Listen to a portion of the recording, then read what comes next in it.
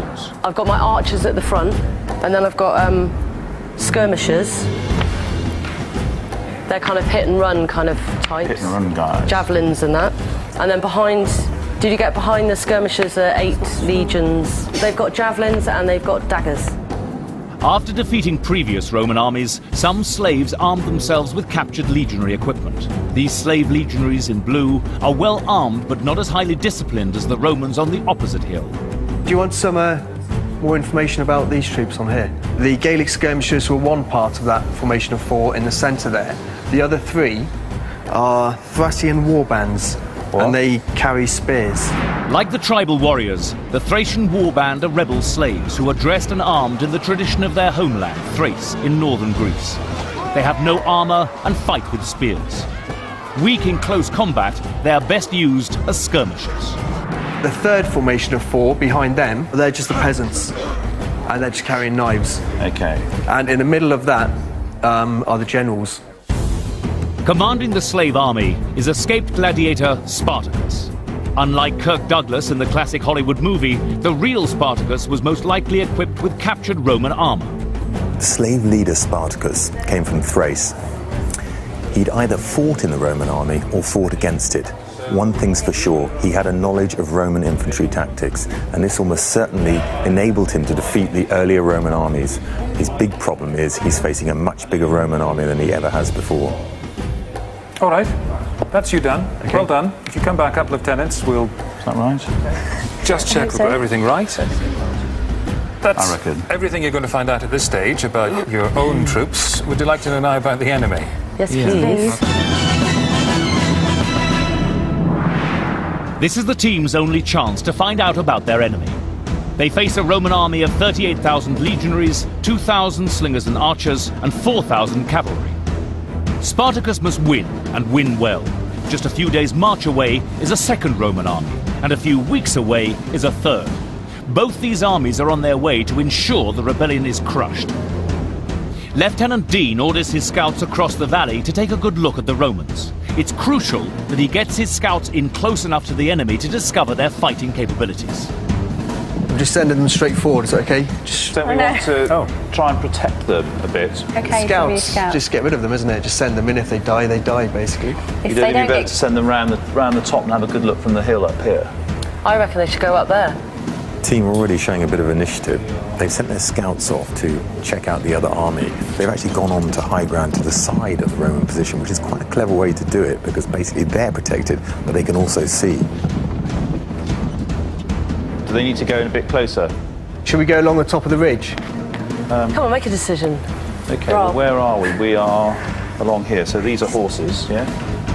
But nobody in this crew wants to take the helm. Skipper Rob is more interested in striking out alone. He turns his back to the screen and starts guessing the makeup of the enemy army without information from either his scouts or his lieutenant. Behind his back, Dean continues scouting. See those long rows? They're the cavalry. They're all the cavalry, those long ones at the back.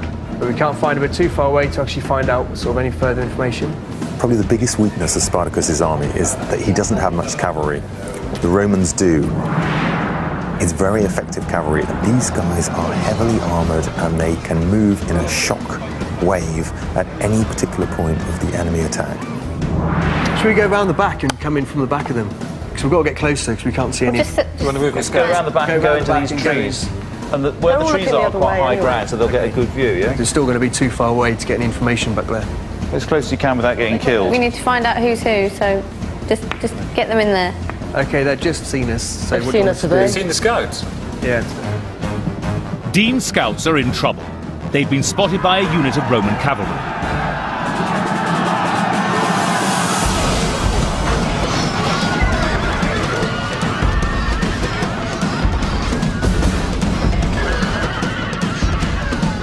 The team are discovering the hard way that the Roman cavalry can be deadly. With their scouts massacred, they've squandered their only chance to find out any more. And they know almost nothing about the Roman army. So what do we have? Oh, we don't have this, do we?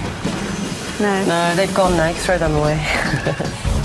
Rob has done a pretty good job of estimating the positions of the Romans, but the team have no detailed knowledge of their enemy, least of all the 38,000 disciplined legionaries. The legion was made up of cohorts, 10 cohorts in every legion, each one with about 480 men. Each cohort was a self-sufficient tactical unit, and that meant that if the legion had to fight in another direction, if it had to be broken up for different duties, it was very, very flexible. A cohort legion was like a brick-built structure with really hard, fire-hardened bricks making it up. And these cohort legions are led by a ruthlessly ambitious general, Marcus Licinius Crassus. Crassus, the Roman general, ambitious man, rich man as he is, he's relatively inexperienced in military terms. He has fought previously, but he is not used to fighting an army of this type, and he probably suffers from that great weakness of all generals, overconfidence. The team could have discovered this vital intelligence about their enemy if they hadn't been so careless. They are now at a serious disadvantage as they start to discuss their battle plan.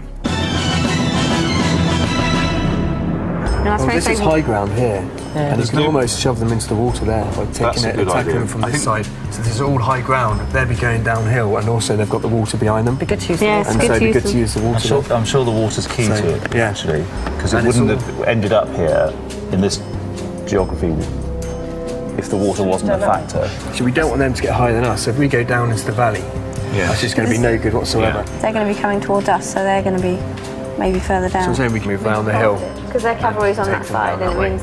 So we're attacking. But then they're going to come around that way. From that way down there, shoving them back towards the river. You're going to run down to this hill, and they're going to run down to this hill. That's probably what will happen. They'll run out of the way. What I think is we use this lot to defend the hill. So we're actually protecting this hill a little bit, but we're attacking them from the back mainly. So we're basically doing this with them. The river is a pretty obvious obstacle there, but I don't like the idea of dividing their force in the face of the enemy. If the Romans could get between two pieces of the team's army, the Romans could then fight half of their army, win, and go fight the other half of their army. Indulge me. Using these sticks and your coloured blocks, show me the plan. And it'll help you if you have a look at it. Have someone's eye out with that. You're not getting that back. You see with the pool key. These are like cavalry and these are legions. I'll go around here. So we go fight, meow, kill, dead, all dead. Dead. Okay. This is a bit of a new departure. The team are not only setting out their troops in the way they're going to go into battle, but they're actually moving them right up against the opposition troops and trying to show us how the battle's going to happen after the initial engagement begins. It's quite a clever form of wargaming. It's not really shoving them down from the hill, though, is it, where we said? That's us. No, they're supposed to be coming behind here. Some of them, in and so around. A few more people from behind. Killing the cavalry. In and around behind. Die. So they fall over, they die, they go into the valley. This is dead. These guys.